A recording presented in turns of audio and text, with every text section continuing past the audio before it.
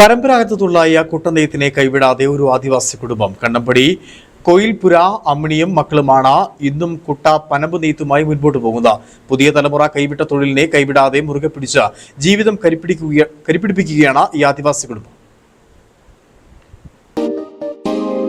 വർഷങ്ങൾക്ക് മുമ്പ് ഏത് ആദിവാസി വീടുകൾക്ക് മുന്നിലും ഒരു താണ്ടിക കാണാം. മുറ്റത്തോട് ചേർന്ന് ചെറിയ മിഴക്കൂലുകൾ പാകി അതിനു മുകളിൽ ഓല മറച്ചു കെട്ടുന്നതാണ് താണ്ടിക. ആ വീടുകളിലെ അടുപ്പുകളിൽ തീ പുകയുന്നത് ഈ താണ്ടികകളിൽ ഇരുന്ന് അവർ നെയ്ത കുട്ടയും മുറവും വിറ്റ് കിട്ടുന്ന പണം കൊണ്ടായി. എന്നാൽ ഇന്ന് താണ്ടികയും അകന്നു, കുട്ടകെട്ടും ഇല്ലാതായി. എന്നാൽ ഈ തൊഴിലിനെ കൈവിടാതെ ചില കുടുംബങ്ങൾ മുന്നോട്ട് കൊണ്ടുപോകുന്നുണ്ട്.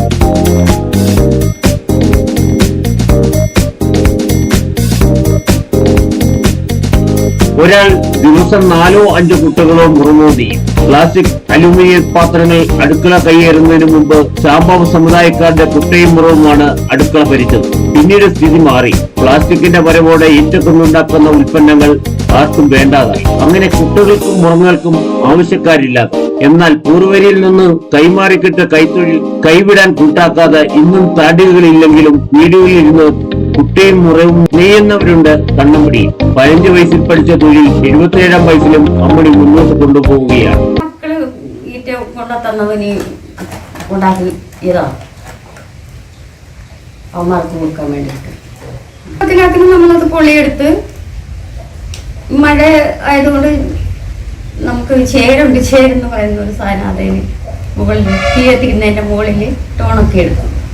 എന്നിട്ട് ഞുള്ളുന്നതിൻ്റെ സൈഡെല്ലാം കളഞ്ഞിട്ട് ഇതേപോലെ ഈ സാധനം ഉണ്ടായി നമ്മളെ കൈ മുറിയും. ഇതിങ്ങനെ നമ്മൾ നുള്ളി കളഞ്ഞിട്ട് ഒഴിവു സമയങ്ങളിലാണ് കുട്ടയും മുറവും നെയ്യുന്നത്. ആൺമക്കൾ ഈറ്റ കൊണ്ടു നൽകും. അമ്മണിയും പെൺമക്കളും ചേർന്ന് നെയ്യുന്ന കുട്ടയും ആൺമക്കൾ തന്നെ വിൽപ്പന നടത്തും. അമ്മണി മക്കൾക്ക് തൊഴിൽ പകർന്നു നൽകിയെങ്കിലും 3-ാം തലമുറയുള്ളവർക്ക് ഈ തൊഴിലിനോട് താല്പര്യമില്ല. കൊട്ട നെയ്യാൻ അറിയാം. അങ്ങനെ ഇപ്പോഴത്തെ പിള്ളേർക്ക് എങ്ങനെ താല്പര്യം ഇല്ലാത്തതുകൊണ്ട് അങ്ങനെ ഞങ്ങൾ ചോദിച്ചാലും പറയൂ അതിന്റെ ആവശ്യമൊന്നുമില്ലെന്ന് പറയും. വേറെ പണിയൊന്നുമില്ലെന്ന് ചോദിച്ചു ഞങ്ങൾ. അതായത് ഞങ്ങളുടെ കാലം കഴിയുമ്പോഴത്തേന് നിന്ന് പോകും. പുതിയ തലമുറയ്ക്ക് അങ്ങനെ ഇതിനൊരു താല്പര്യം. ആദിവാസി മേഖലയിൽ അന്യം നിന്ന് പോയ ഈ തൊഴിൽ ഇന്നും അപൂർവം ചില ആളുകളാണ് മുന്നോട്ട് കൊണ്ടുപോകുന്നത്. നിർമ്മിക്കുന്ന മുറവും കുട്ടയ്ക്കും ചിലവുണ്ടെന്നും ഇവർ പറയുന്നു. K Jayakumar, Idukki vision news, Upputhara.